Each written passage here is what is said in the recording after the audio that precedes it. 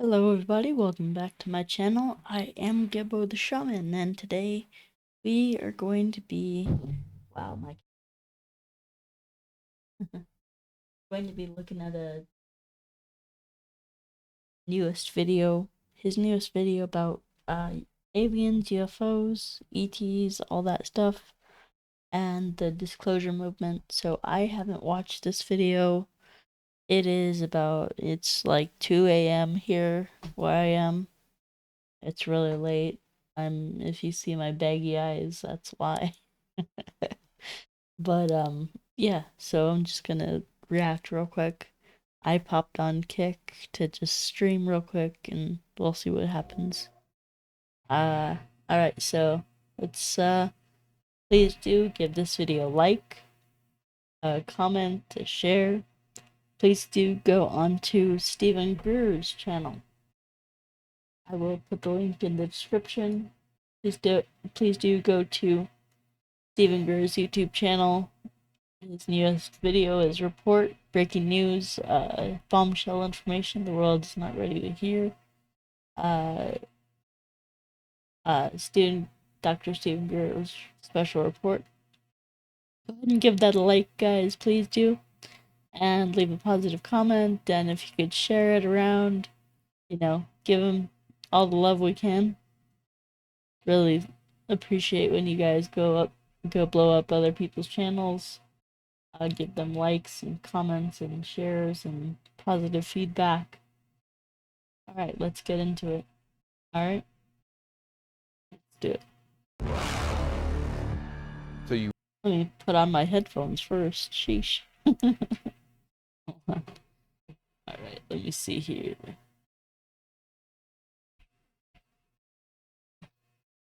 That's what I was doing.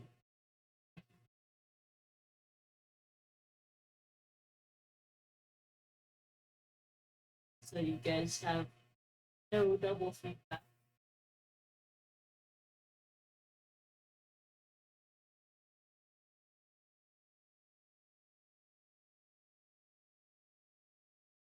Okay, let's do this.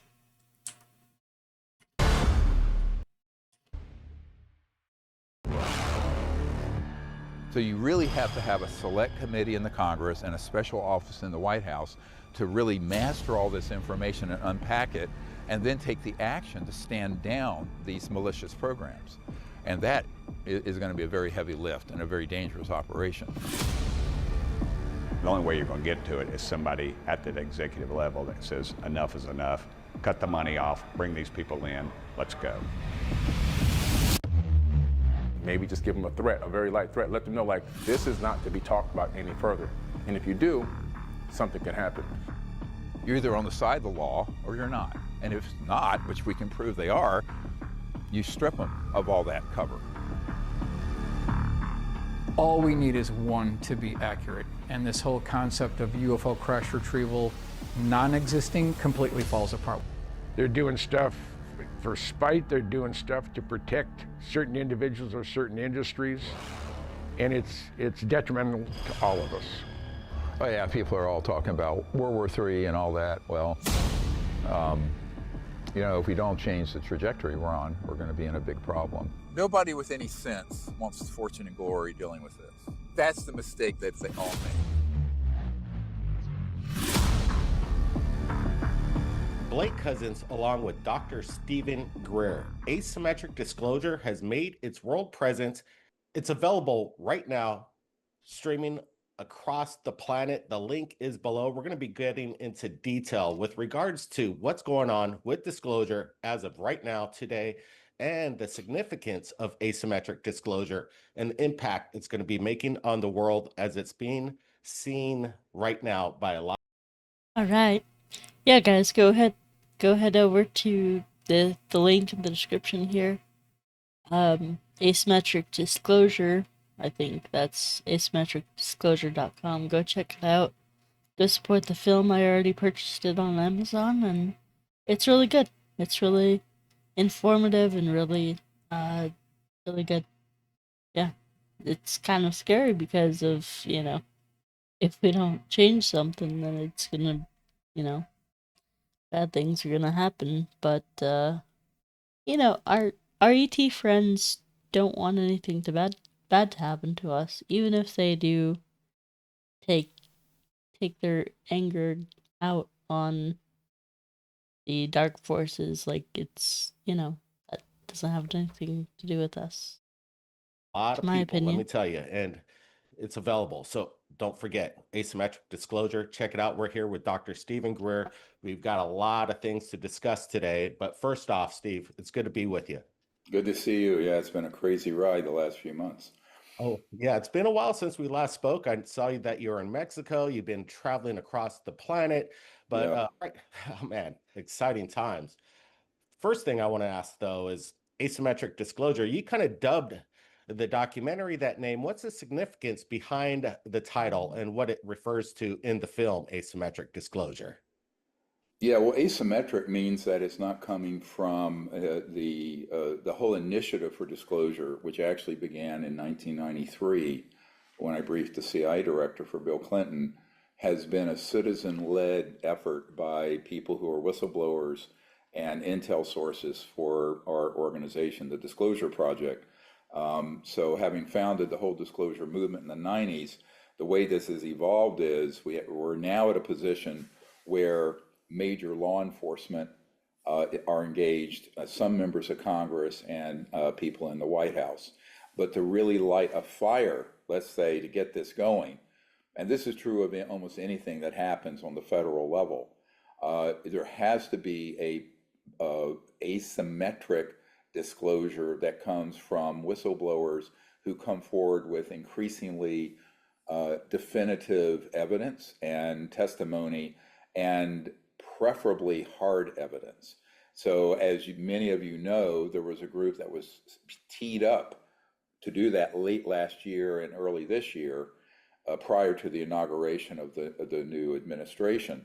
And those people were basically diverted and convinced not to do that because they were convinced it would be told it would be catastrophic disclosure and not asymmetric disclosure. So I argue that in fact it has to be asymmetric to start with, because otherwise the status quo is going to prevail. Plus, this corrupt criminal organization that's embedded throughout government will intercept any efforts by the Congress or the Pentagon or the White House, who are well-intended people, and divert them into blind alleys and non-productive pursuits, which is what's been going on recently. And this we'll get into a moment, because this is going to also turn into a serious criminal investigation of some people who have been doing this, that we now have directly from a member of Congress to me, where they have been doing things to thwart and disrupt federal investigation, which are major felonies. So I'm going to drop some bombshells on this like you will never have heard before. Good. I hope Wow, they do get arrested. a criminal investigation. This is Needs something to you've been happen. talking about. All these programs have been Yep. illegally being operated, Correct. not under any oversight by the president or Congress. Correct. These people are that you're going to be dropping names with regards to this criminal action. Should they be worried? Yes. Definitely, there are multiple criminal investigations already going based on the intel that we've been able to provide to federal investigative authorities.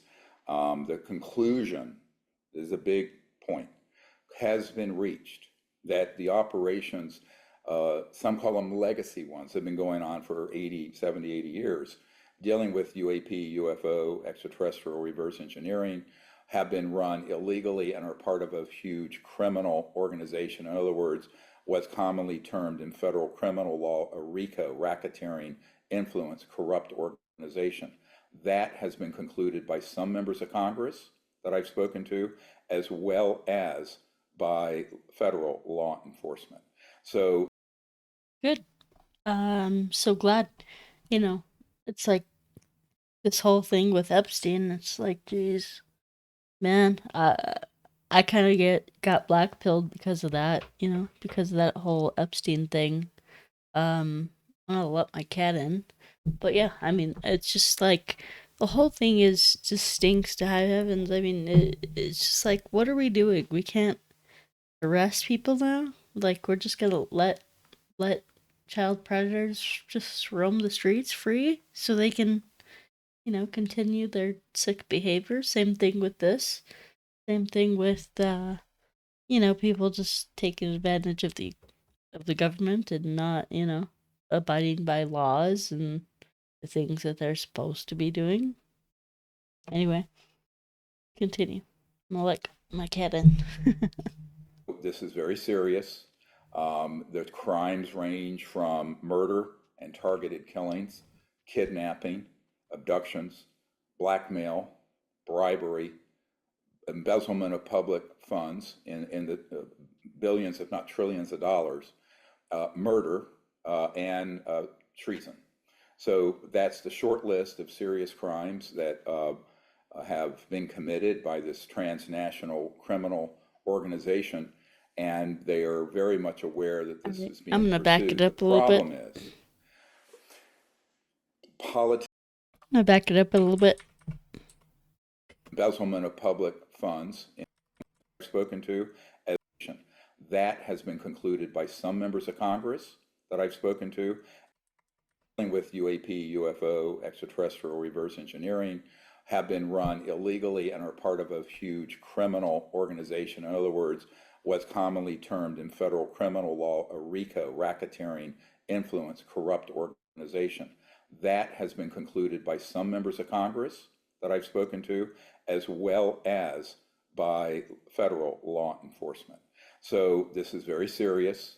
The crimes range from murder and targeted killings, kidnapping, abductions, blackmail, bribery, embezzlement of public funds in the billions, if not trillions of dollars, murder, and treason. So that's the short list of serious crimes that have been committed by this transnational criminal organization. That's some and pretty they are serious very shit. much aware that this is being pursued. The problem is politics of this are such that pressure can be exerted through blackmail files, which I know who in the federal government have a blackmail file on them, and there are. I'm not going to go into it. Law enforcement knows this. And what's in those files, and it's bad. And what that means is that certain key Jeffrey people Epstein in stuff. Both political and non-political positions in the federal government, but in key positions, can be manipulated and can stop any investigations or have it go to full resolution by having these criminal operations ceased and taken down.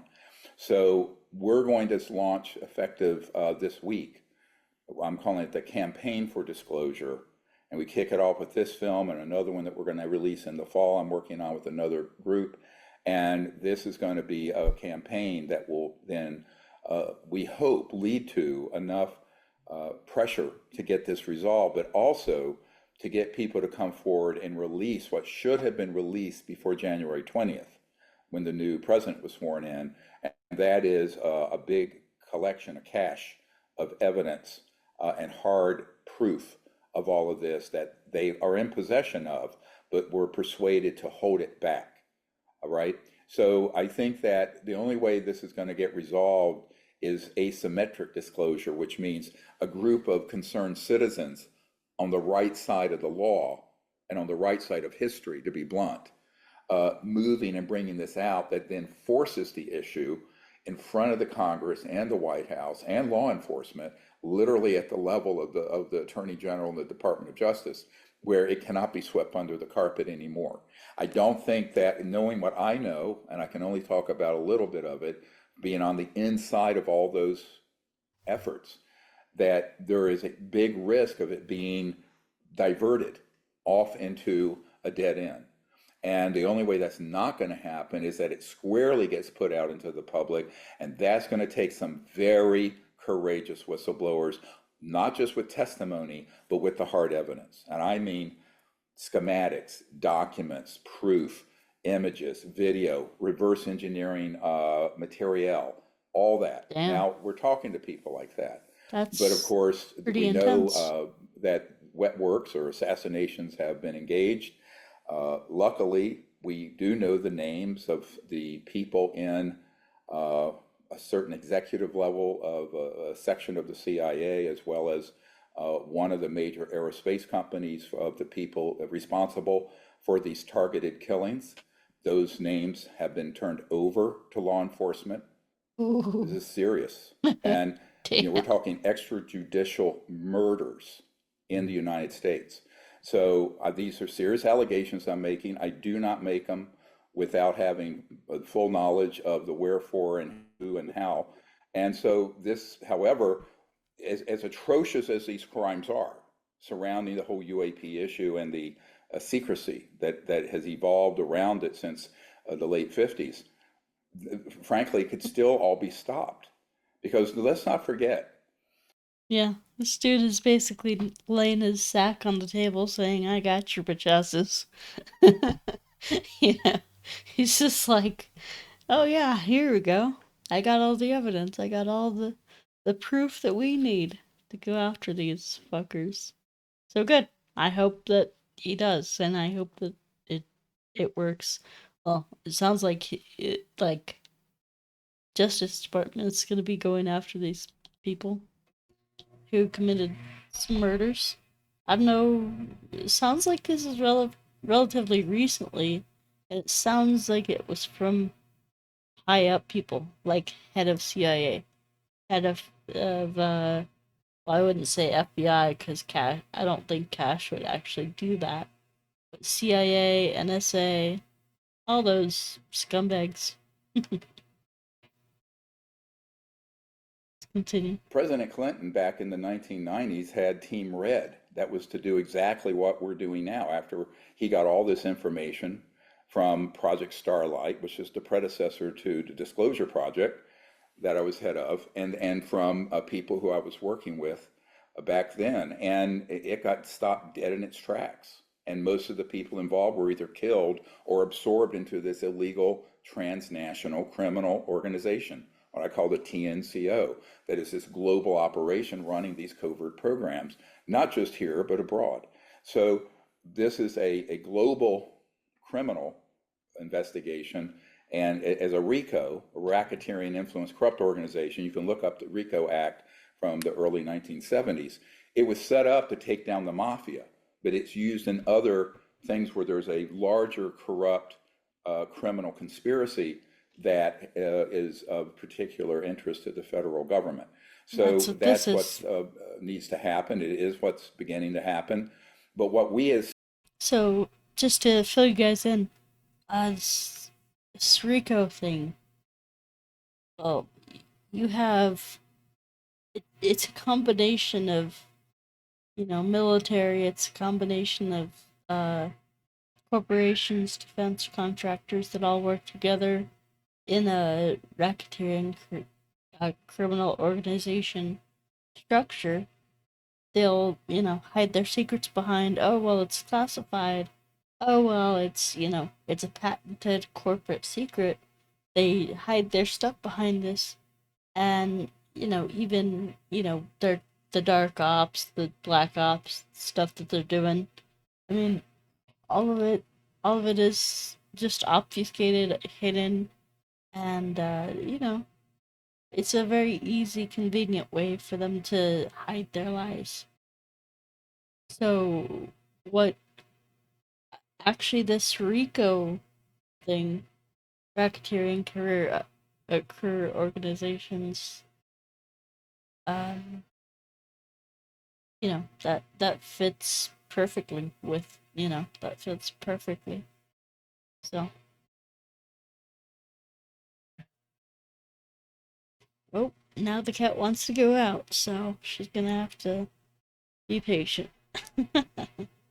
citizens have to do, because I have no official standing in the government at all. I'm a complete, proud to say, outsider, contrary to popular belief amongst idiot UFO conspiracy circles.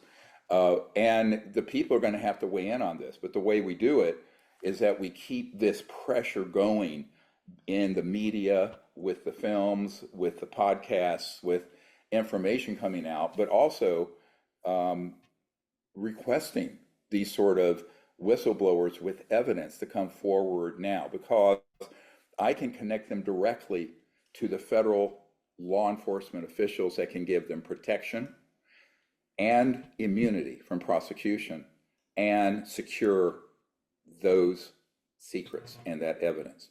We have that in place right now as I'm speaking. So that's why this asymmetric disclosure is really about doing this from outside the bureaucracy of government, but where I have contacts into the, I call them the white hats, the good guys in government and law enforcement and military and special forces, who really want to see this resolved. They are completely 100% on the side of disclosure. So we need to move forward, and that's why asymmetric disclosure, meaning it coming from outside the normal channels in government, is so important. I don't think it'll happen without it being asymmetric. Well, you know, it's amazing that the front line, it's so dangerous. Disclosure is dangerous. And Yeah, people, the very, wet very. works programs and the missing people, or the, Yeah. murder side, as you call it. Let's just look at one clip from asymmetric disclosure. Again, it's available right now. The link is below. We actually dropped the price more than half, and it's for rental right now. So you guys go out and watch it. Let's take a look at this clip when you talk about the dangers of disclosure. Watch this. This whole subject, UFOs, ETs, that's not the big issue. It's the technology. It's a science and technology story, because you're talking about bringing out science, technology, information that would alter the world forever in a very good way, but it would terminate $1,000 trillion worth of assets: corporate, oil, gas, coal, jet engines, rockets, car engines. All of it's obsolete. So for that, people are killed for a lot less than that. So that's the big problem. And these inventors, just don't understand that. Now, the CI director understood, but he still wanted to play the, spy versus spy game. The mistake he made was not setting up a system so that if anything happened to him, that technology on all of it would hit the internet and hit the public. If you disappear, you're the tree that fell in the woods nobody ever heard about. It's a problem. And what good does that do? He lost his life and this technology didn't get out. So who coined the dead man's trigger me phrase? That was yours? Mm-hmm. And how many people are in your connection of circles? If something were to happen to you and you would release this information, how many people? All right, we're back with Dr. Stephen Greer. I wanted to mention something back when he was talking about, That's a quick information. Technology didn't get it. If you disappear, you're the tree that fell in the woods. Nobody. Okay, so this technology, he's saying, okay, well, if we make friends with ETs, they'll give us their technology. I think that's true and valid, but we're also looking at this from a singular dimensional perspective. It's like, okay, what's the benefit for them? This is the reason that the dark forces shot down the ET's crafts, so they could take that and reverse engineer it and all that. I mean, I'm totally not interested in the technology factor. I know it exists. I know it's, everything that people talk about and think about regarding with ETs and free energy, 0 point energy. But for me, there's something beyond that. I mean, okay, yeah, free energy, great. Okay, cool. But what's beyond that? What's beyond that is actually something more profound than having free energy. Something more profound than having any of your materialistic dreams met. It is a spiritual and psychological connection with the divine, with ETs. That, my friends, is what draws me to the ETs. None of this technology stuff really matters to me. I mean, yes, I know that 0 point technology's been suppressed. I do know that. I know that they kind of Nikola Tesla came up with some technology to give everybody free electricity, and then there's this one guy, J.P. Morgan Chase. Basically, J.P. Morgan was like, okay, well, cool. You got free electricity. Nice. Okay. It's not going anywhere unless we can put a meter on it. So unless we can put a meter on it and charge people for, per, per gallon or per whatever watt or whatever, yeah, it's not going to market. Because all these rich people think about is how do they make another dollar? How do they make another dime? It's just so ridiculous.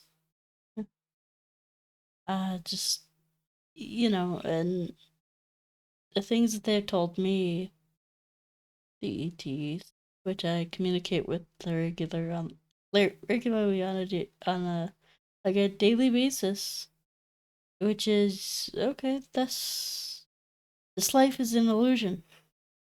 This life is, the Matrix. This not to say that it's totally invalid, but it's just like it's not the real thing. It's not the real deal.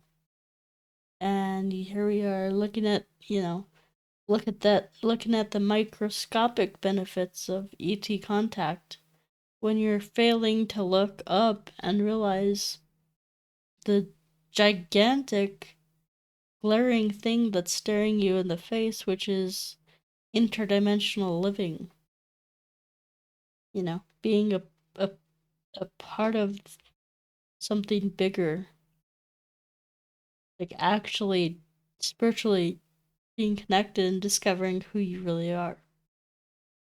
I mean that's worth more to me than some stupid electricity being free. you know. Although for someone who is struggling or whatever, I can understand that being a necessity. I'm not trying to downplay or whatever, but it's just to me this is just like just so I don't know, unappealing. But I can see that what he's trying to do here is trying to get people interested in the subject through the practical applications, right? So there's no hate on that. It's just my personal thoughts and feelings go beyond that. And I know he knows because he is the one that designed the whole thing. The whole CE5 program and all that. He's the one that made it, so of course he knows about the spiritual components of this. You know. So yeah, I don't know. Alright, let's continue. Nobody ever heard about the problem. And what good does that do? He lost his life and this technology didn't get out. So Who coined the dead man's trigger me phrase? That was yours? Mm-hmm. And how many people are in your connection of circles if something were to happen to you and you would release this information? How many people? All right, we're back with Dr. Stephen Greer. That's a quick clip from Asymmetric Disclosure. We're going to be sharing more clips in this podcast.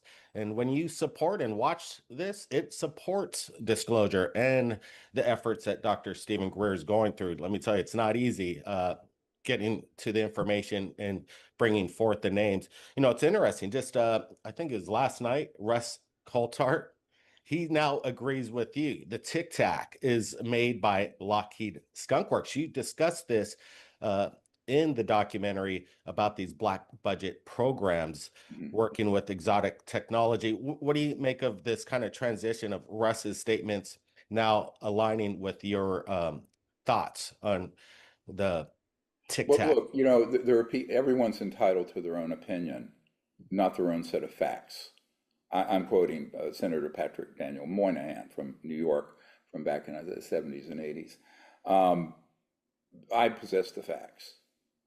For the most part, people have opinions. And I'm not trying to be difficult. I'm just saying, when I said in 2017, 18, that is a Lockheed device, I knew for a fact it was from sources who are in the system and where we have documented. If you look at we have a very interesting book that we just released, I did with Michael Schratt, and this book has the tic-tac cases all the way back to 1960s where this was operational. 60s.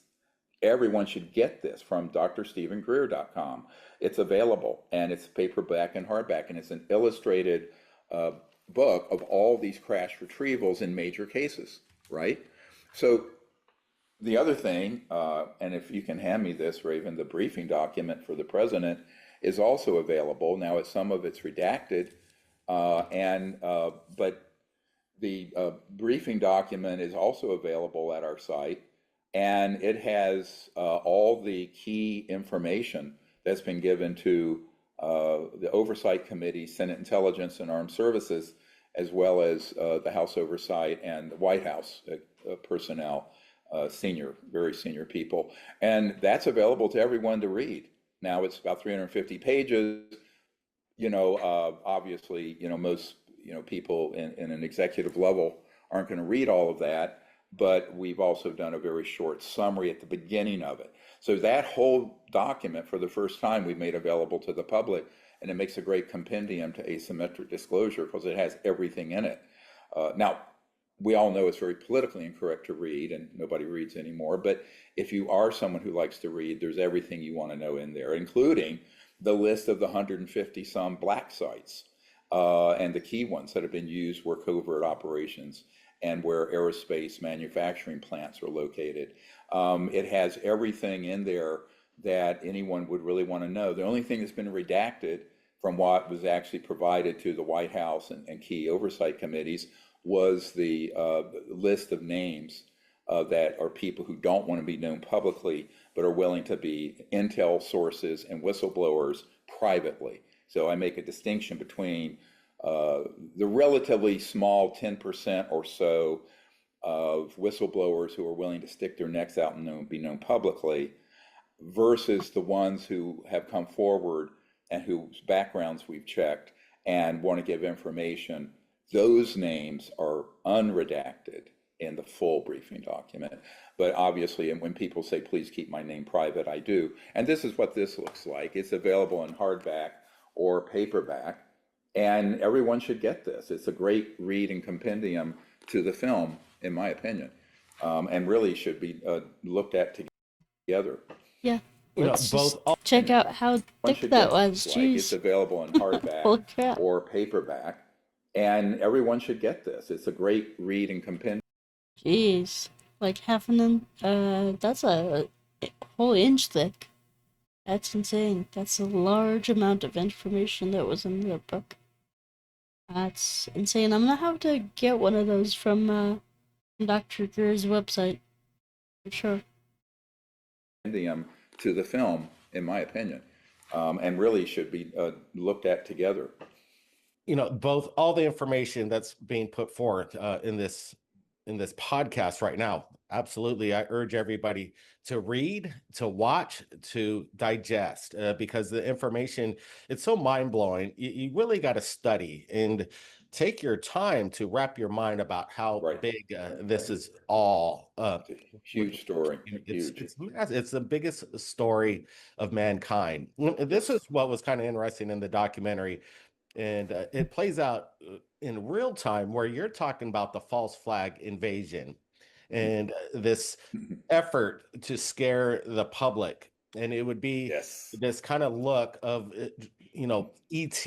And right after you said that, within a week or so of filming the documentary, and we showcase it, within a week of your statement, you bring forth basically fortune telling, because a drone thing happened in New Jersey Right. while all this Right. was going on. Right. Explain to me, some people, Russ is saying it's from China. You were saying that this is all an inside job, but again, it's not an individual country. This is transnational. Can you go into a little bit more detail about Right. what happened over New Jersey in the United States? Yeah, well, that entire episode was because the group that was going to defect with all the asymmetric disclosure evidence that were convinced not to. That was done as a false flag and a testing of media, but as also as a diversion, a panic-inducing diversion in advance of that. Remember, that was all going on November, December. The plan was prior to January 20th to release all of that, and that got diverted and put into a blind alley, a dead end, which we were not happy with. Law enforcement nor I were happy with that, but that's what happened. Now, I think that what you need to really understand about that is that all of them were man-made. They were from various places. And when you start talking about a transnational organization with these assets, it means it goes beyond international geopolitical boundaries. So I've always said, when I go into a skiff or a meeting with people up on the hill or anywhere else, I go look at here's a picture of the Earth, and there are the political lines between Russia and China or US and Canada. Erase them. This organization operates with alacrity and freedom across all those boundaries. So to say that they're from China or they're from a covert cell within the United States that's treasonous, or from Russia or from United Kingdom, or it's an irrelevant distinction. It's a distinction without any significance, which is something our political leaders have yet to grasp, frankly, because this organization simply doesn't recognize the authority of any national government, including that of the United States and the president and the Congress. If they did, they would not be working in a criminal fashion outside the rule of law, which I've stated has been the case since 1993, when I first learned that the president and the CIA director were actively blocked from knowing about the subject. As soon as I knew that, it was the easiest thing in the world for me to connect those dots and go, well, here's the evidence that this is real and it's going on. My uncle had his whole career at Northrop Grumman. And yet... Yeah, it's, what's going on with this, I guess you could call it deep state. Well, it's like a multifaceted kind of thing. First, there's, Jeffrey Epstein, there's UFOs and stuff like that, and there's other MK Ultra, different deep top secret programs, very secret, very hidden, concealed, secretive. So all these individuals, in one capacity or another, are involved with all this stuff. So yeah, it's all very kept secret, kept hidden away from people. And another thing was that it didn't used to be like this. The president had, at the time, the president had authorization, and that authorized people, certain military guys or whatever it was, to keep an eye on this stuff, UFOs and whatnot. And then it turned into a decapitated kind of headless system without a governance, without a government oversight. So it just kind of went from a government program that is official and authentic to a shadowy undercover kind of thing without government position or government is it called protection or authorization. Jeez, I can't think. It's 2 a.m. All right, let's see. The president and the CI director are being blocked. The only explanation for that. And of course, then I later found that key oversight committees and chairmen that I dealt with in the 90s, key people in the Pentagon, senior most people in military intelligence, like the director of the Defense Intelligence Agency, were being blocked from this information. I concluded by 1997 and wrote a memo to the government, this is a criminal organization, it's illegal, all their clearances are voided, all their security clearances are voided because they're criminal. We're going to bring out anything we can, including documents and testimony, and if we could, material, and it's not in violation of any national security laws. And listen, anyone who's out there who's a whistleblower, listen carefully. Every single person in the US government, legal, agrees with what I just said, from the top down. Everyone. That these programs are illegal, therefore you are not bound by your non-disclosure agreement, because that agreement is attached to a criminal, treasonous, unconstitutional program. End of discussion. And that was the assessment we made almost 30 years ago. So my conclusion had been reached 32 years ago in 1993. Now, over the decades, there is a group of people in government, both at the national security and law enforcement level, but also political level, that have concluded this as well, because enough evidence has been provided that that is the case. And the amount of monies that have been embezzled are mind-boggling. So the false flag operations are done to just divert and confuse people just trying to get their head around this. And what happens, I mean, I won't say which chairman of a key committee in the Senate said this, but he basically was so fed up with the information versus the disinformation and the confusing sort of avalanche of conflicting data that he threw his arms up in the air and said, I'm done with this. I'm not even going to look into it anymore. That is a strategy. That is a specific strategy, and it's worked well for 50, 60 years. So we have to bring clarity and evidence to this. But the problem is, and this is a very big thing I'm about to say, a very big announcement, and I don't do it lightly. There are people who are identified with the UFO subject who I have had confirmed directly in the last 2 or 3 weeks from a member of Congress in a key committee investigating this, that have deliberately gone up to these key members of Congress and apparently people at Aero and the Pentagon and other offices, stating that I, Dr. Stephen Greer, am a Russian espionage agent and a Mossad agent. This is false, but it's criminal. Yeah. And so we've run this up the flagpole into That's law complete enforcement bullshit. and attorneys.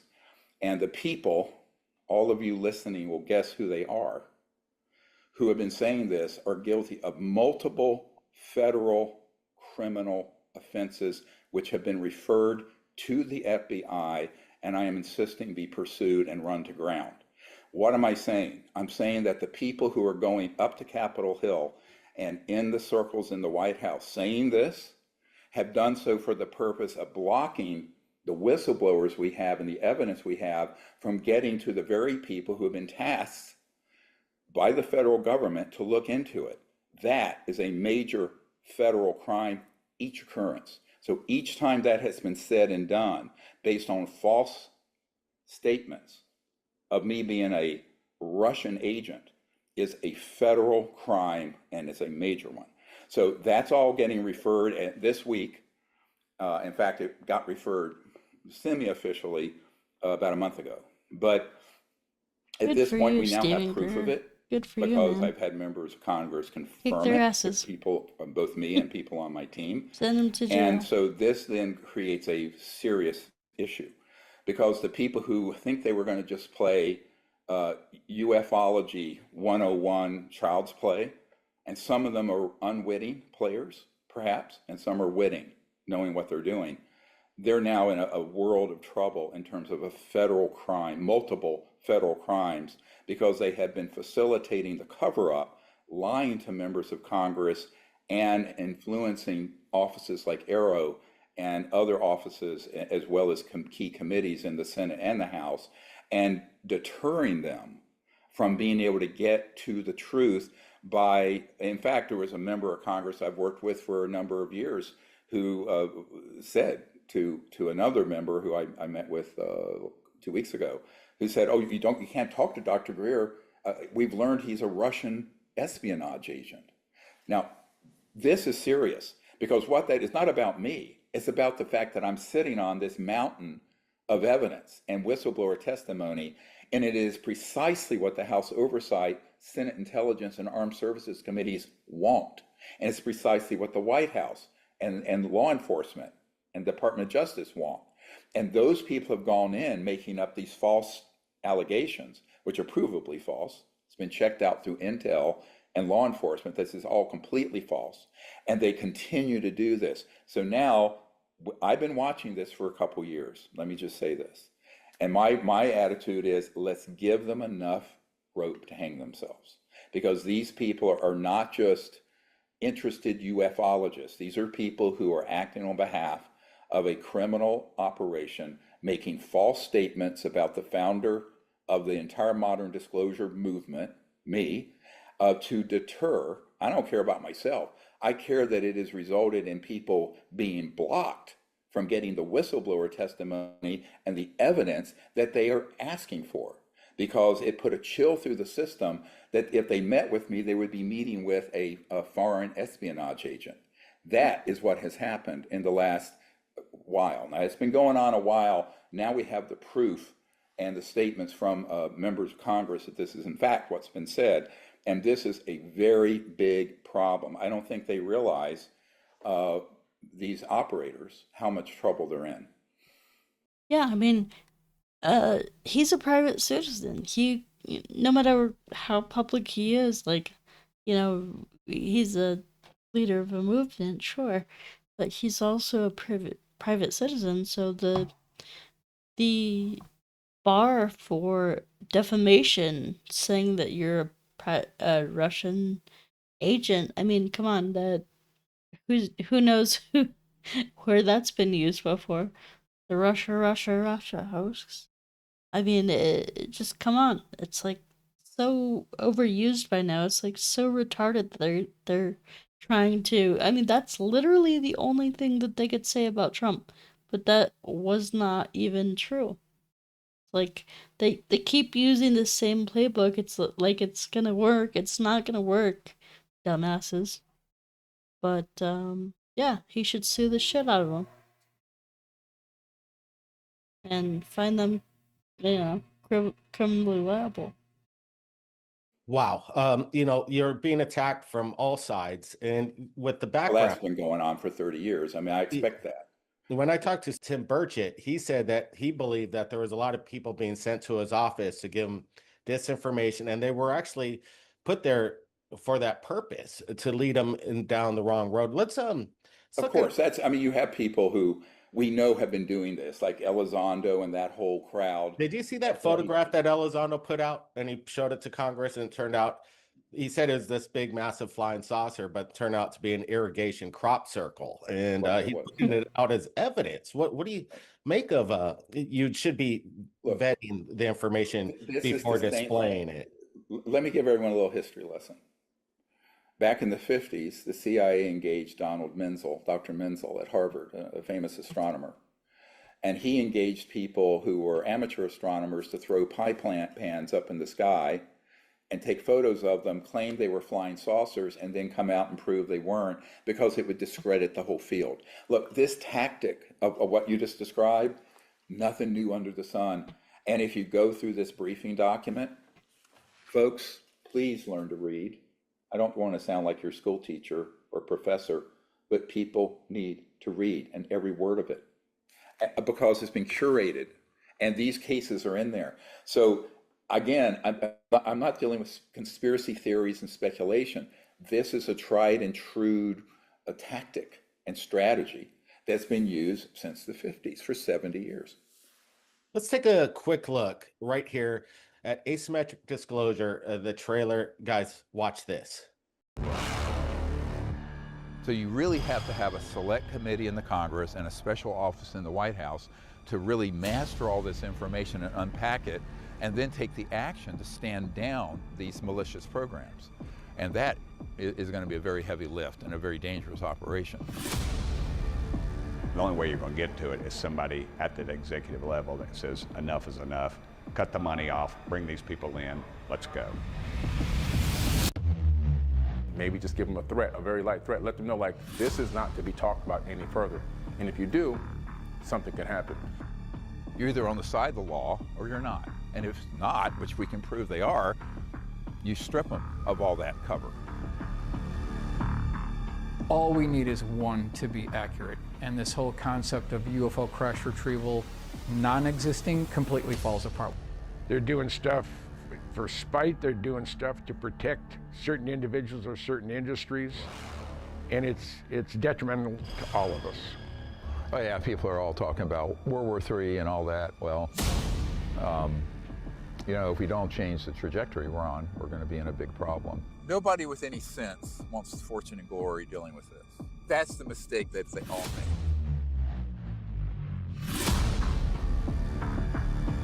All right, we're back. And one of the moments in that trailer, some people come to me and go, wow, where does Steve get this information? But one of the key factors of the documentary, you talk about this pushing of a button that could cause catastrophic destruction across the planet. You're talking about that they're trying to skip an asteroid off the surface of the ocean to create mass tsunamis.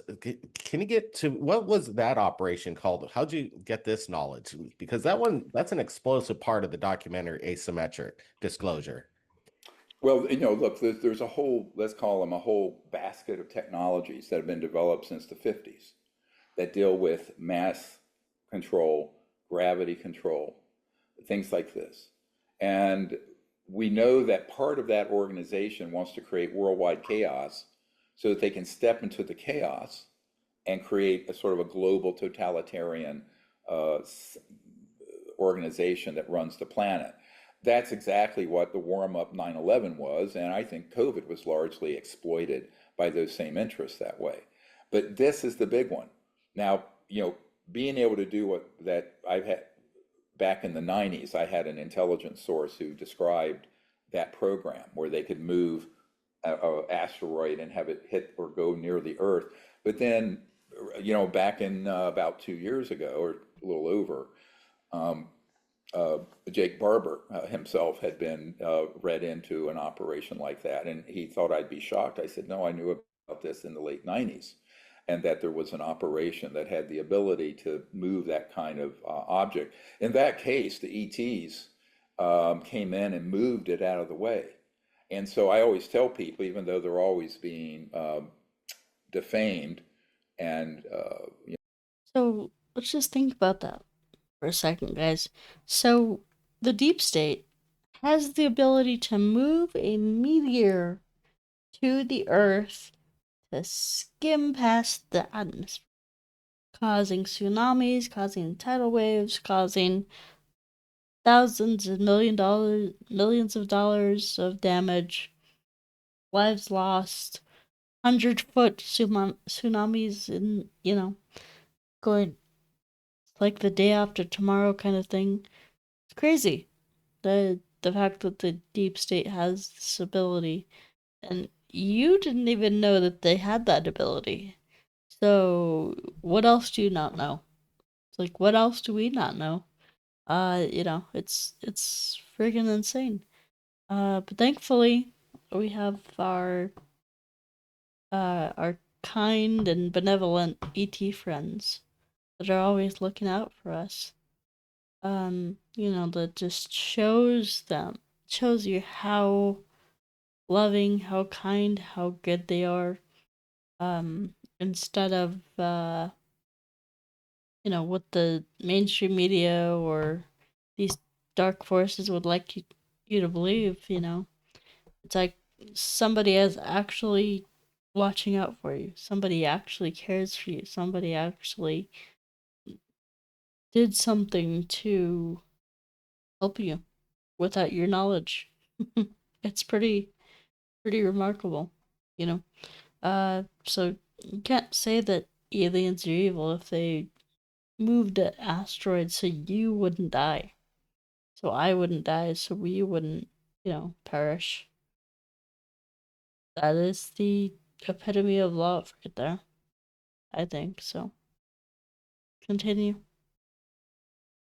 All kinds of mythologies around aliens.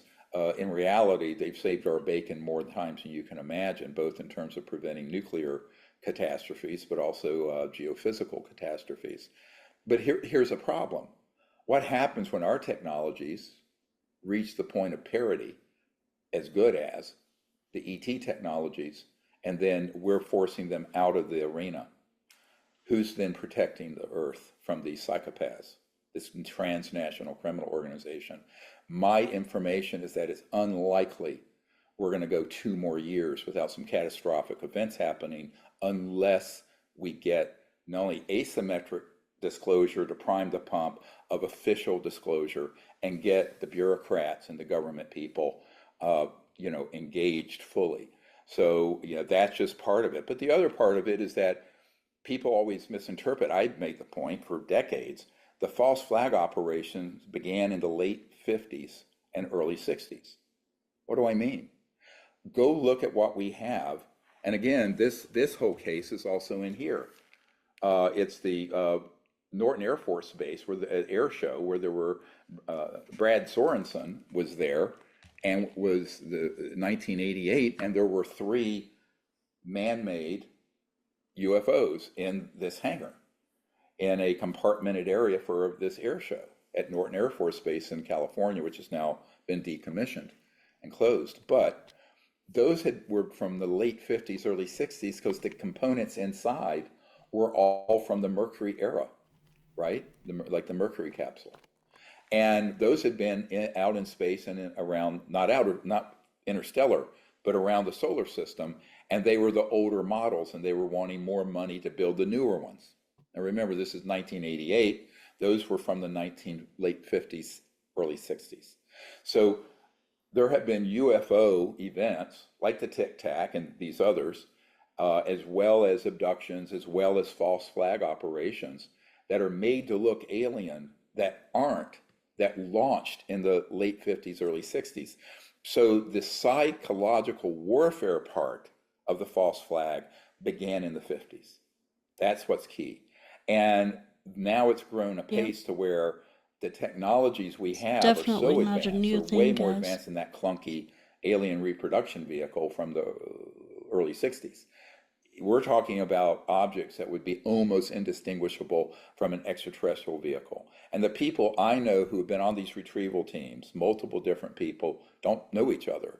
They've said that. They say they're so good that you really would be hard-pressed to tell the difference between an alien one or extraterrestrial one or NHI one and a man-made one.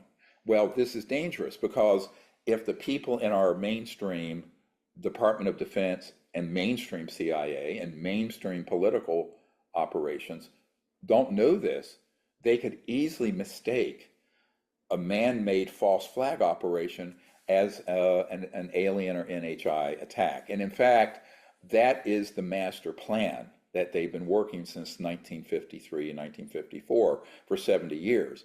And the psychological warfare part of it has been, in many ways, unwittingly, by ufology, has captured all the interest in this and created this myth of an alien threat and all this stuff that Werner von Braun warned about when he spoke to my friend Carol Rosin back in 1974 and said they're going to launch an alien attack and it's all a lie and a threat from outer space, but it's to aggregate this sort of fascistic totalitarian power around the issue because that's the ultimate card to play.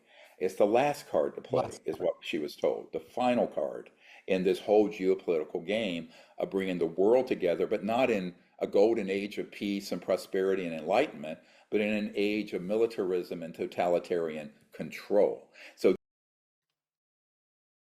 yeah, exactly. I mean, that's what it is. I mean, most people think that that the elites want to bring the world together for for peace and harmony and this and that, sunshine and rainbows, but actually it's not that at all.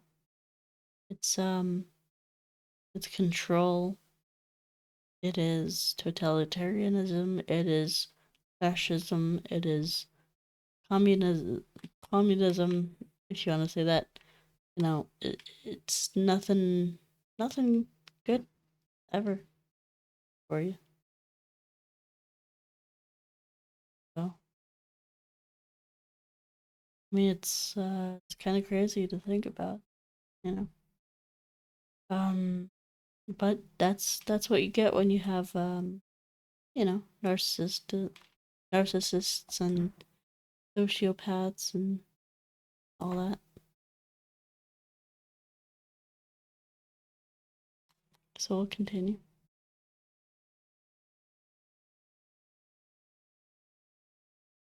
This is what the battle really is. That is the real battle going on. And, I mean, little by little, it'll get acknowledged, like the Tic Tac. Years ago, I spoke to one of the pilots, the F-18 Hornet, David Fravor, and I have a witness to this conversation. And it was interesting because he says there's no way that was ours. And I work for an aerospace company now. We don't have anything like that. And I said, well, I'm sorry, but I mean, if the president and the CI directors some of them that I briefed and the head of the DIA aren't read into this, I'm not sure why a jet pilot would be, right? Mm-hmm. So now they've all come around and said, oh my God, that was a Lockheed object. And it was operating in a restricted military operating area so that it would test our systems.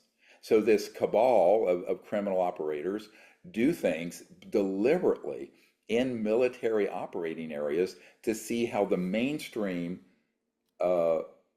Department of Defense assets would react. They're testing their system. I'm saying this for the first time, perhaps, this bluntly, but they're basically testing their systems to see how we react and what the psychological effect is all the way up through the chain of command, all the way into the Pentagon, as well as the boots on the ground, Hornet pilots and guys. And so, this is why the knowledge about this information and knowledge is so important, not just for the general public, but for our leaders, for our military guys. 99% of them are patriotic, wonderful people, for sure. And even the people in these covert black programs, they're patriotic, wonderful people, but they got pulled in when they were younger and they got trapped.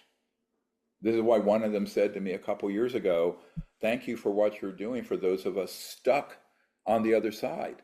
And he was talking about being stuck in this illegal black world of criminal operations. And they want out. They want out, but we have to bring them a pathway out, which we have now. Yeah, but it's still dangerous. There's still a lot of fear. I mean, yeah. People are afraid for their families and themselves, and this is why I'm a little getting impatient. Let me just put it that way, and I'm being mild here. You know me better than that. I'm about to break my leash about the foot dragging on getting some of these federal operations up to speed and actually moving on the information they have. They have it. They know it's real. For example, there are people, and I think there are some unwitting people involved with this, who are providing false information or saying that I'm a Russian agent, like David Grush. I think guys like him get pulled in to this cabal of ne'er-do-wells, and then the next thing you know, they're in a world of trouble by repeating and saying things that are federal crimes. You cannot do it. You cannot do it. And I'm putting this out there today so that people, they need to come clean, they need to stand down, and they can get immunity. But if they persist in this behavior, it's going to be very, very dangerous because you're involving yourself in activities that are clearly federal criminal offenses. Yeah, tread very carefully if you're gonna, say something and they're false accusations. Are you trying to make a narrative to, shut down what Dr. Greer's all about and all his people that are behind him and the firsthand witnesses, all the military firsthand witnesses that are putting their life on the line, and to try and discredit Steve at the very top with these false allegations? This is serious business, and I could understand. I could hear that you're kind of angry about it. Who wants to be Oh, accused? yeah. This Well, this I'm isn't. angry because we've seen this go on for a long time, and it's reached the point where it's gotten confirmed to me. The reason some of these key committees have not received all the evidence and looked at it is because these people deliberately lied, and that's where it's a federal offense. When you deceive a federal investigation, whether it's congressional or any other, on a subject like this, by creating a provably false lie and make statements to the fact that I'm a Russian espionage agent, or the flavor of the day now is I'm a Mossad agent. I mean, it's just ludicrous on the face of it, but it actually, believe it or not, has a very chilling effect in those circles, and it blocks the investigation. So you're interfering, you're obstructing justice, number one, and you're interfering with and you're making false statements to federal officials. Members of Congress are federal officials. They take the oath of office. And there is a investigation going on in the Congress on this, and they have been gaslit and lied to and deceived. But this crosses the line where you provide partial information, you provide a false narrative, but when you start blocking a whole cache of dozens of whistleblowers and evidence from getting into where it needs to go by stating that someone who is an innocent civilian such as myself, who gave up my medical career to do this without compensation, and you say that person is a foreign espionage agent of Russia or Israel, this is serious criminal activity. That's all I have to say about it. All right, let's take a look at a clip from Asymmetric Disclosure. And again, when you support and watch the documentary, it's supporting disclosure and getting the word out. Take a look at this. We are back with a Fox News alert. We're waiting to see how Israel responds to Iran's unprecedented attack this weekend. The IDF says this launch of so many missiles, cruise missiles, and UAVs into the territory of the state of Israel will be met with a response. World War III has never been closer than it is right now.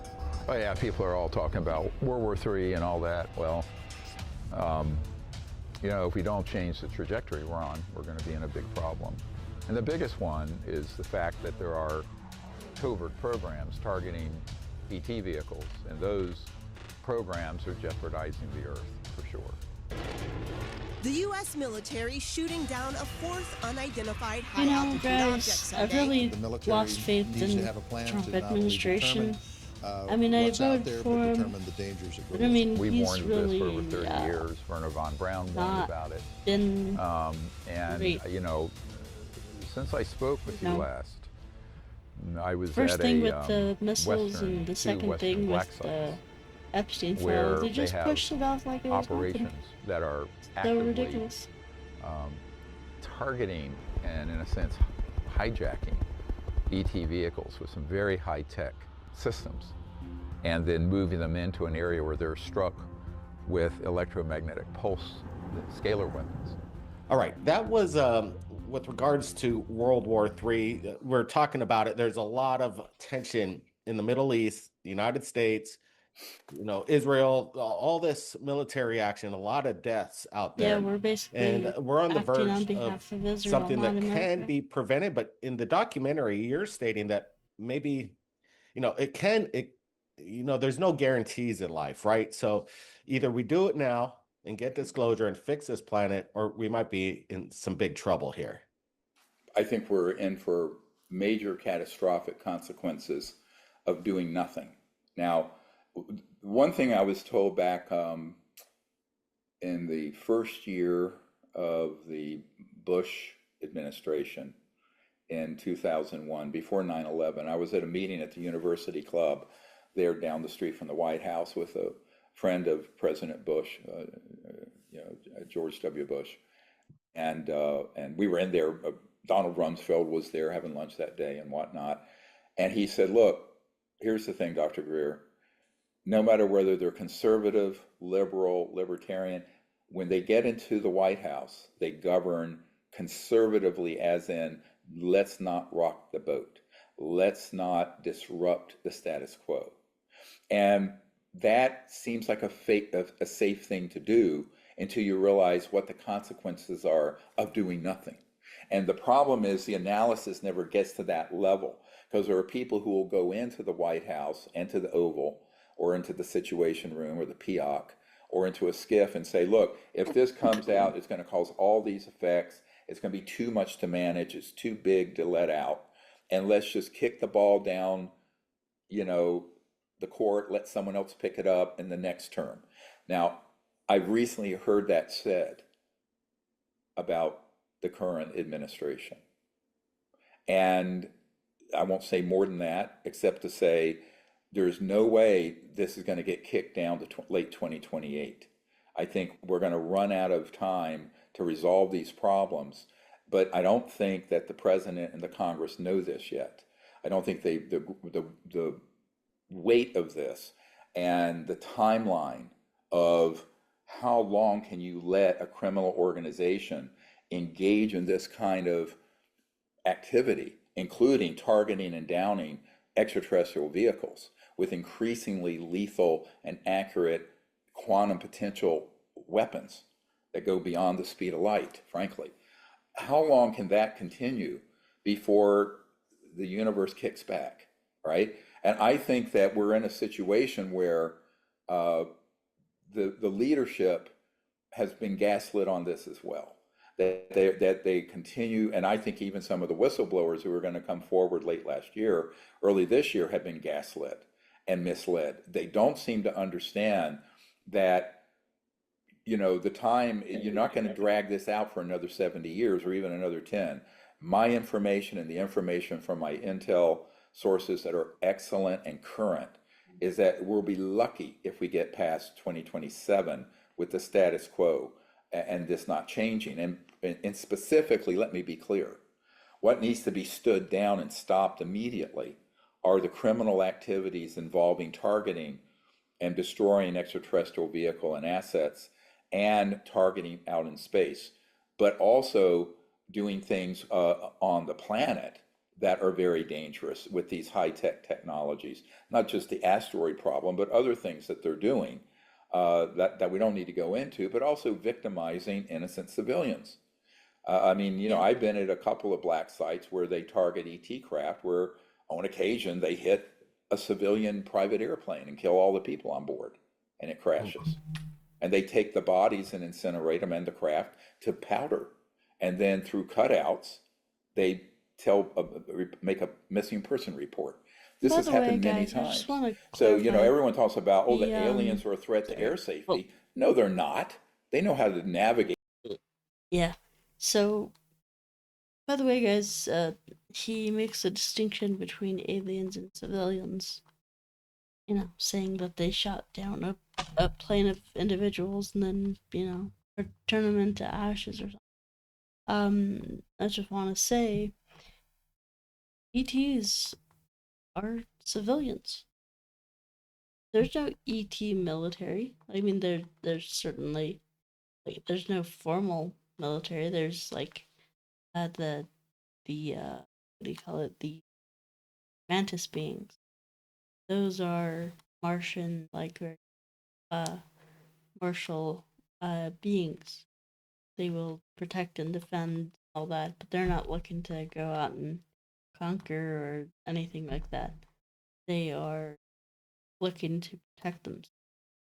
So as far as you say,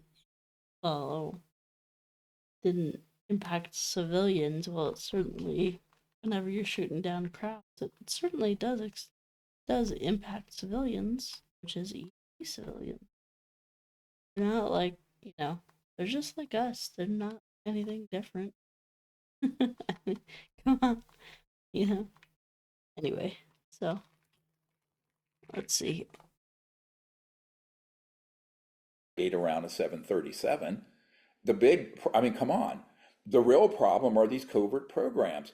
Their UFOs are a threat to aviation. Their weapon systems are a threat to private pilots. Their operations are a threat to geophysical stability, and the withholding of the technologies are a threat to world peace and to the biosphere, because we're still using 1800s fuel. I mean, you can go to Amazon Prime or Tubi and see The Lost Century, and you'll see this whole unpacking of 100 years of energy technologies that have been withheld viciously, up to and including murdering people, which would have saved the biosphere and eliminated poverty, which would have given us a stable and just social order in the world so that we wouldn't be in endless wars. So this is a part and parcel of the problem. This is why this issue is the fulcrum. It's the thing that tips everything in another direction, and it can go badly or it can go into a golden age that's amazing. And you know what? This is, I hate to say it, we're going to all collectively have to make that choice. I call it the choice. It's a big choice we have to make. Everyone listening, but also our leaders and the people in these covert programs. Where do you want to come down on? Catastrophe or a golden enlightened age on the planet? It's really that stark of a choice. You know, while we're in DC, and we're there in the beginning of the year and at the end, all the way leading up to the transition of the president, his first day in the Oval Office, Trump, and we cover the whole year of what ufology was all about, especially in the Congress and the fight for disclosure. And in asymmetric disclosure, I tracked down Tim Burchett with a question, and we're going to share this clip in just a bit. He's kind of stumped on the question, and he doesn't know how to answer. Let's just play this clip from asymmetric. Watch this. Okay. But see, no one in Congress has gotten serious about that. It's an open question whether the current president will, and time will tell. But I'm hoping there will be a critical number of these people who will come forward in this asymmetric disclosure, asymmetric meaning that it's not going to come out of the White House or Congress. It's going to come out from out here, from the people who are concerned, citizens who've learned they're in an illegal project, who want to set it right? So I'll tell you what one of them said to me. They were driving me around in an armored vehicle. And he said, "Thank you for what you're doing for those of us stuck on the other side. They're stuck in this illegal black world, and they want out. And that's what we're trying to do, is give them a path out. But the Congress has totally dropped the ball on this. Now we'll see if the incoming president will do it." I interviewed jet pilots that say they saw something. And they said, "We saw things, sir, that were very strange. Like a round ball, but it wasn't a comet or a meteor. It was something. And it was going 4 times faster than an F-22, which is a very fast plane, you know." So you've been to some of these classified meetings in the skiff. Obviously, you've seen things. Can you go into any detail? What's the most insightful thing that you've seen that compels you to believe that we're not alone? Just let me figure out how to say this. All right, and we're back. Asymmetric disclosure. It's available right now across the planet. The link is below. Again, we dropped the price more than half right now. So, you know, when you support the documentary, you support disclosure. You know, Tim was kind of stumped on that question I gave him. What was the most incredible thing you've seen in a skiff? There's evidence that they're being presented. What do you think they're actually showing them in the skiffs? Are they showing them videos of the Tic Tac, or are they actually seeing alien ET craft? Well, the most important briefing in the skiff happened after the film was finished. And those were some law enforcement people in there that largely had my information, but the people in the skiff didn't know it. And that's when the members came out and said, "Wow, this is a 10 out of 10." And it's dispositive. Now, remember, there's a lot of information I can give to federal investigators or to key members of a committee that we can't release to the public because I can't violate people's confidentialities that I've agreed to. That's not because of any national security obligation. It's because if someone says, "Please keep this secret, my name and all this," I will. But if it's someone who's a relevant, you know, federal official looking into this, then I feel obligated to provide it, and I have. And it's everything you can imagine.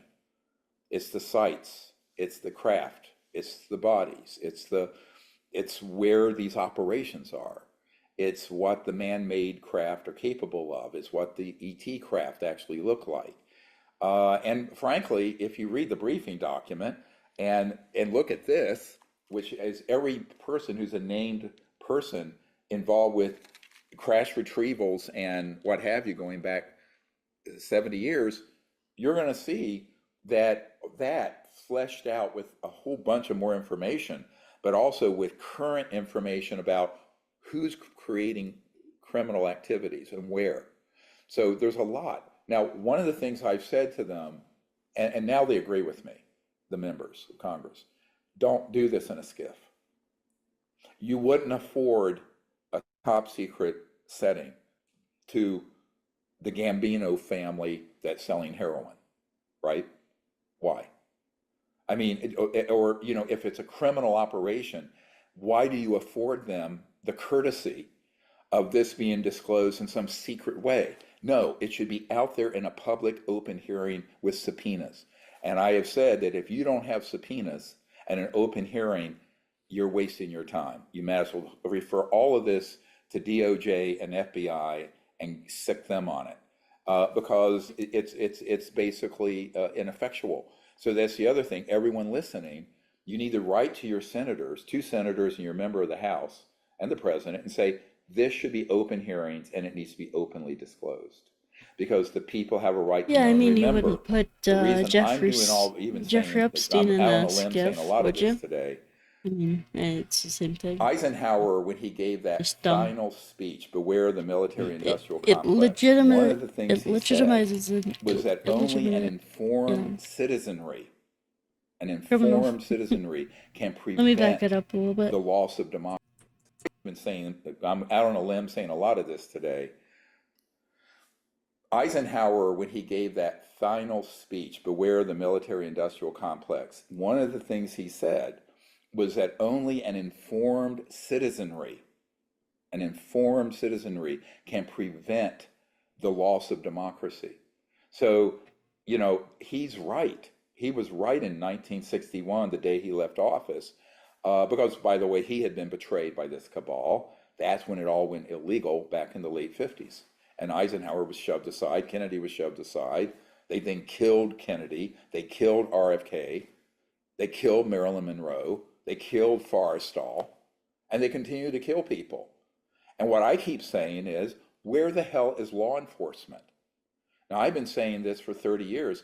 These are treasonous high crimes and what have you. Why are these people untouchable? Why in the world do we have a Department of Justice and an FBI if they're going to sit on their hands when the worst crimes in the history of the United States of America are going forward unchecked? So this is where I am becoming impatient, because there is no excuse for the foot dragging. And at this point, I actually think the people are going to have to weigh in on this. The media needs to weigh in on this. I will cooperate with any media and provide them anything they want, up to, but not including confidential names and methods that I've been told not to disclose because of honoring people's requests for their own privacy and safety. But, you know, I'm willing to stick my neck out, but some of these people aren't. And I mean, one of our witnesses recently who was going to come up and testify over to one of the Senate committees, when his wife found out, she says, I am divorcing you. I am divorcing you if you go to that meeting, because it's too dangerous and we have children. This is what I deal with. And I understand it. But that's why subpoenas have to happen.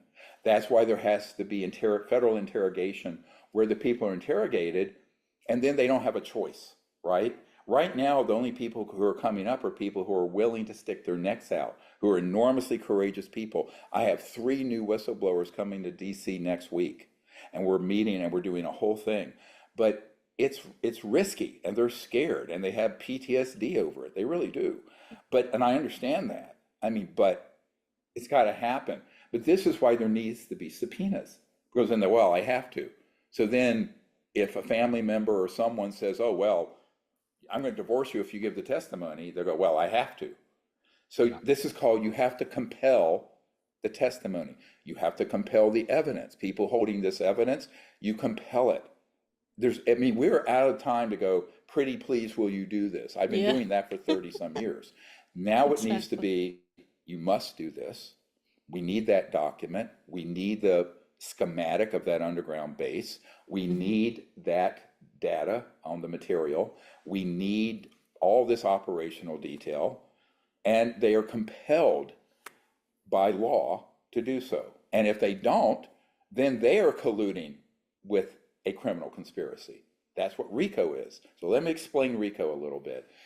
If you are involved, opportune, or facilitate criminal enterprises, even unwittingly, if you do it more than once, then you are complicit and can be charged with all the crimes of the RICO. Now, the good news is, and you get all your federal law assets enforcement seized. is extending immunity as well as protection and monitoring for people wanting to come forward. This is why I'm asking people, don't delay, please come forward. It's better that you come forward voluntarily now than that you get eventually rounded up and interrogated. That's what I think people need to decide what side of this you want to fall on. And this is also true with people who have been going up there spreading lies. You need to make, this is kind of a, we say in the South, a coming to Jesus moment, where you need to decide if you're going to stay on that path because it's in violation of multiple federal laws, or if you're going to get right and do the right thing, and not continue to spread lies and disinformation. And the question is, this is a matter of what people decide to do. I think many of them, they kind of don't have a choice, because I think someone's got something on them and they're forcing them to say and do the things they're doing. This kind of blackmail and bribery happens all the time in this business. And by the way, it's happening with a couple members of Congress and at least one member of the Trump cabinet that I know that's going on. I won't say more than that, but it's a very serious problem. I think the other really key thing for people to begin to understand is the only way this logjam of secrecy gets broken is a asymmetric disclosure of enough whistleblowers handing off the information. Let me say something here. I don't think the people holding that evidence need to be named. The evidence will speak for itself. If they want to do it as confidential informants or anonymously, no problem. We can receive it. We can get it to the right people. And if it comes to me, here's my promise, it'll end up on our blockchain system where the whole world will see it, right? Yeah. Because I'm not going to hold that back. Go through my archive and see what's in there.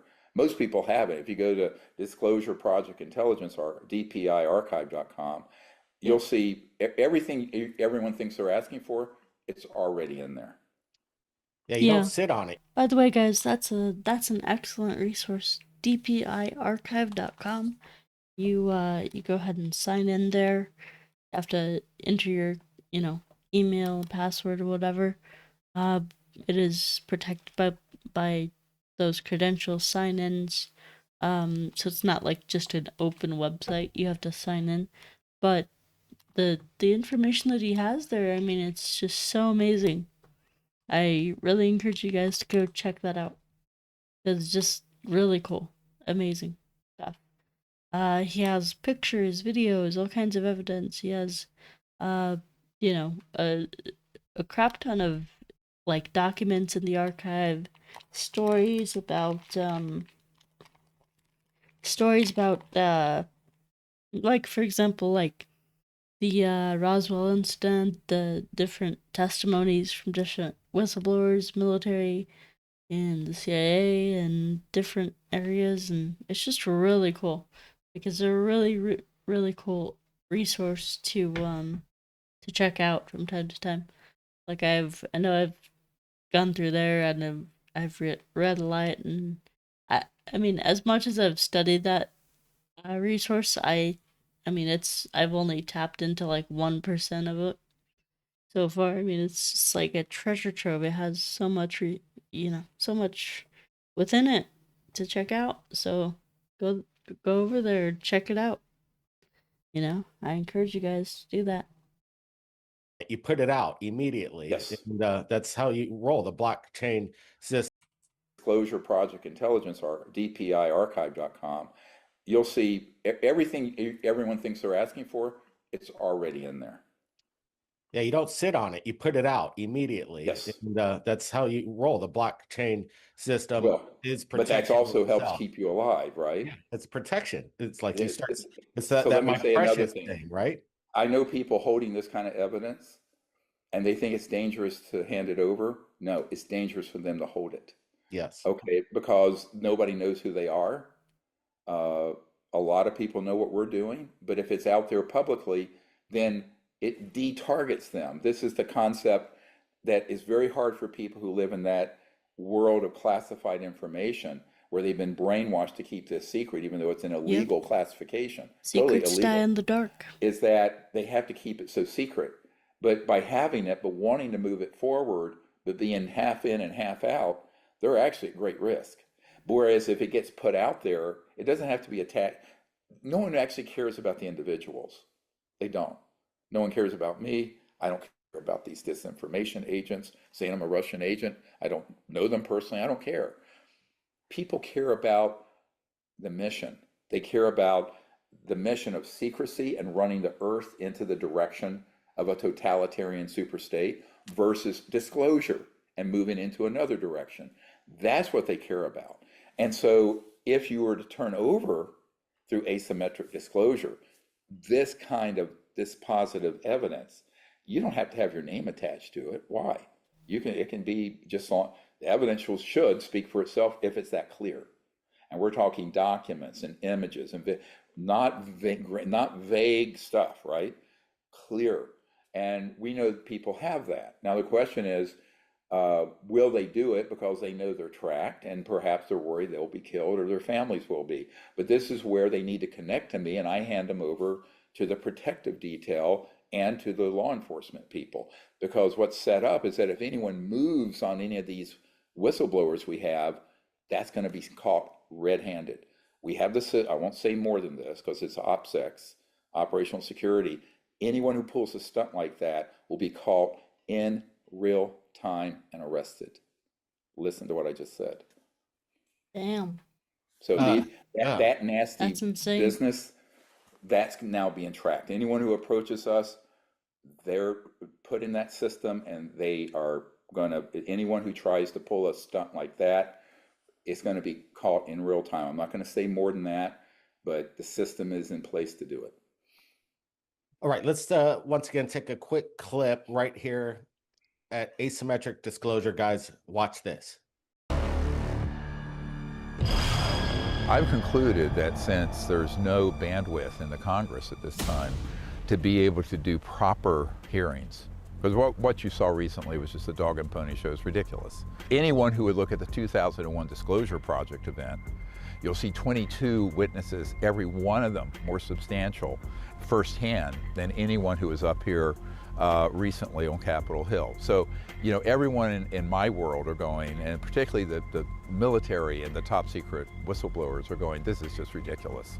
Oh, I always say dadgummit after these miserable hearings. They're bogus. Look, I could have answered every one of those dadgum questions, and you know it, and I know it. I know more about this than the average bear, I guess. Maybe that's a scary thought, but this thing's a cover-up. Was I a little bit disappointed in some of the responses from the witnesses? Yes, we got some great stuff, but you know, I'm not interested in hearing about people's books. I'm interested in hearing about whether or not people can answer the questions, because we are trying to get this into the archives so that people have access to the information. And so I wish there was a little less pitching and more talking. So what's next? Here's what's next. We've concluded that, and we have someone who's under non-official cover, very senior aerospace and intelligence. All right, we're back. We're running out of time, but I wanted to get a couple questions in before we get going. But again, Sure. Asymmetric Disclosure, it's available, and the link is below. It's a genius link. You could watch it on Google Play, Amazon, iTunes, and again, we brought the price down dramatically so we could get a more Go check out broad that watch on this. movie, And again, it's supporting Asymmetric disclosure when you rent Disclosure. this documentary. Basically, Well, I want to what be sure a little bit of it is. A little bit of it is, yeah. what is the singular reason why people should watch asymmetric disclosure? Well, I think people need to get educated on this subject very quickly and then pivot to being activists. So, I mean, when I say an activist, I mean you actually pick up your pen and paper, well, or your computer, and write to your members of Congress and network to other people. The other reason is pass it on to other folks who may have been involved in a base or a covert program at an aerospace company or a contractor and say, look, you know, this needs your attention, and maybe you can help be part of this movement of whistleblowers coming forward, because we get new whistleblowers every week or two or three. And so I think that this needs to become, instead of a trickle, sort of a wave of people defecting from these illegal programs and coming forward with the evidence, so that asymmetric disclosure then primes the pump for official disclosure out of the U.S. government. And, you know, look, we live in a democracy. I think people need to be educated. They need to have an informed citizenry, as Eisenhower said, but then they need to take the next step. And this is where most people drop the ball. They don't take that next step. And I hear from members of Congress all the time, we want to hear from our constituents. We need to hear more from the public, right? And so, you know, if you don't do that, if you're just sitting around passively, entertaining yourself on YouTube with cats playing the piano or whatever it is people do, that isn't going to cut it. I mean, we really need people, and we also need people to pick up the mantle and help us with this campaign for disclosure. We're going to need to raise in the next 4 months about $1 million to carry what we're carrying, and that's a lot for a private, organization like ours. And I'm a retired doctor; I can't do it, so we're going to need that. Anyone listening who can help, please contact me at drstevengreer.com, because the amount of, let's say, overhead and expenses we're incurring to make all this happen, the investigation and the transport and everything for all these whistleblowers and all that we're doing, it ain't free. I got news for people. It's a very labor and expensive business. And so that is something that we're going to need to have more public support on. And really, somebody ought to write a check for 10 times that, just because of the consequence of what this subject is. But at a minimum, we need people to go out there and help fundraise for us to get Disclosure Project properly funded, because we're operating with 1 1/4 staff people, volunteers, and a very limited budget, very, very small budget. Yeah, and supporting and watching the documentary also helps. Let me say this. Basically, you're the sheriff in town. Do you want to put anybody on notice? You want to drop any names, Steve? Like who should be, if they're continuing to do what they're doing? I already did. I don't think I need to do it again. All right. and their associates. I'll just say this. We know who they are. Anyone going up to the Pentagon, Capitol Hill, in the White House circles, stating these false statements to block our evidence and our whistleblowers to getting to the official investigators of this subject, are committing multiple federal felonies. And this is a heads up. You need to stop it.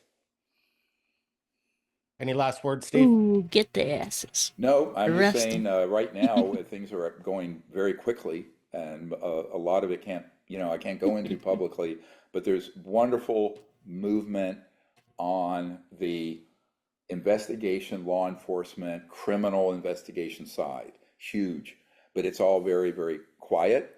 I think it needs to get supported further, and the way you do that is the public and the members of Congress step in, and there needs to be like a serious Watergate type hearing with subpoenas. And boy, do I have a list. I have 50 people for them to subpoena to be brought in, and it would be the hearing of the millennium.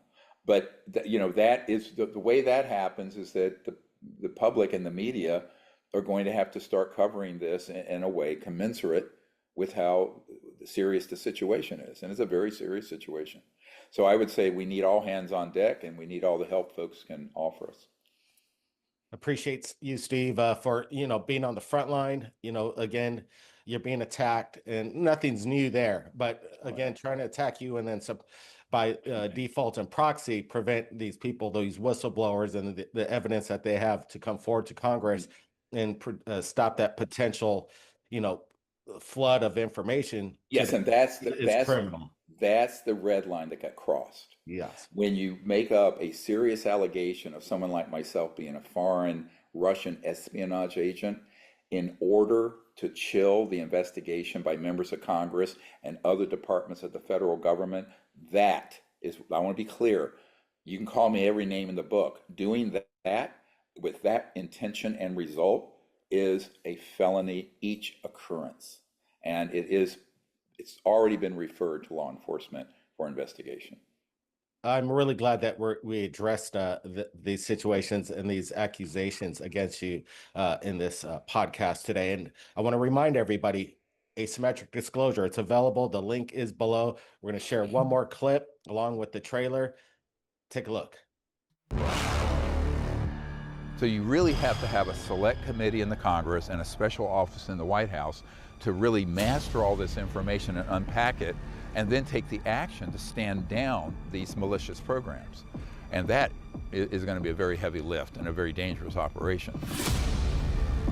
The only way you're going to get to it is somebody at that executive level that says enough is enough, cut the money off, bring these people in, let's go. Maybe just give them a threat, a very light threat. Let them know, like, this is not to be talked about any further. And if you do, something can happen. You're either on the side of the law or you're not. And if not, which we can prove they are, you strip them of all that cover. All we need is one to be accurate. And this whole concept of UFO crash retrieval non-existing completely falls apart. They're doing stuff for spite. They're doing stuff to protect certain individuals or certain industries. And it's detrimental to all of us. Oh yeah, people are all talking about World War III and all that. Well, if we don't change the trajectory we're on, we're going to be in a big problem. Nobody with any sense wants fortune and glory dealing with this. That's the mistake that they all make.